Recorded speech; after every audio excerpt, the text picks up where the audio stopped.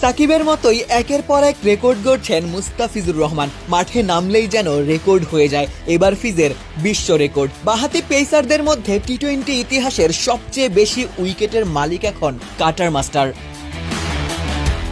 Pakistani pacer Mohammad আমিরকে টপকে 416 wicket নিয়ে সবার উপরে মুস্তাফিজুর। আমিরের উত্তরসূরি শাহিন আফ্রিদির চোখেও ফিজ বিশ্বসেরা। পিএসএল এ দুজন একই দলে খেলছেন। মুলতানের বিপক্ষে সবশেষ ম্যাচেই ফিজ বিশ্ব রেকর্ড গড়েন। ম্যাচ শেষে ফিজকে বিশ্বের অন্যতম সেরা বোলার বলে আখ্যা দিয়েছেন শাহিন আফ্রিদি, যিনি নিজেও সময়ের অন্যতম সেরা বাঁহাতি বোলার।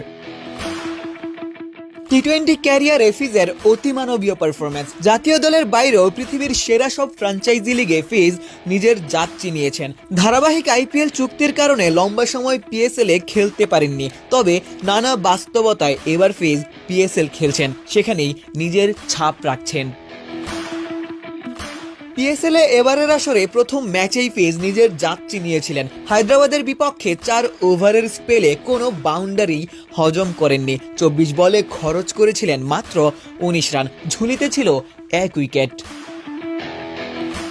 লাহোরের হয়ে নিজের দ্বিতীয় ম্যাচও ফিজ ছিলেন চিরচেনা ভূমিকায়। মাত্র 5 ইকোনমিতে 20 রান খরচ করে নিয়েছিলেন আরও 1 উইকেট। প্রথম 2 ম্যাচের 8 ওভারে ফিজ মাত্র 1টি 4 কনসিড করেছিলেন। নিজের তৃতীয় ম্যাচে মুলতানের বিপক্ষেও ফিজ ছিলেন দলের সেরা বোলার। প্রতিপক্ষ দলের সেরা ব্যাটারদের উইকেট ফিজই নিয়েছেন। বিধ্বংসী ওপেনার সাহেবজাদা ফারহান সহ ভয়ানক হয়ে ওঠা শান মাসুদকে ফিরিয়ে দলের জয় সহজ করেছিলেন। আর তাই দলের ক্যাপ্টেন শাহিন আফ্রিদির মুখে মুস্তাফিজ বন্দনা। ফিজ তো এমনই, যেখানেই যান সবার মন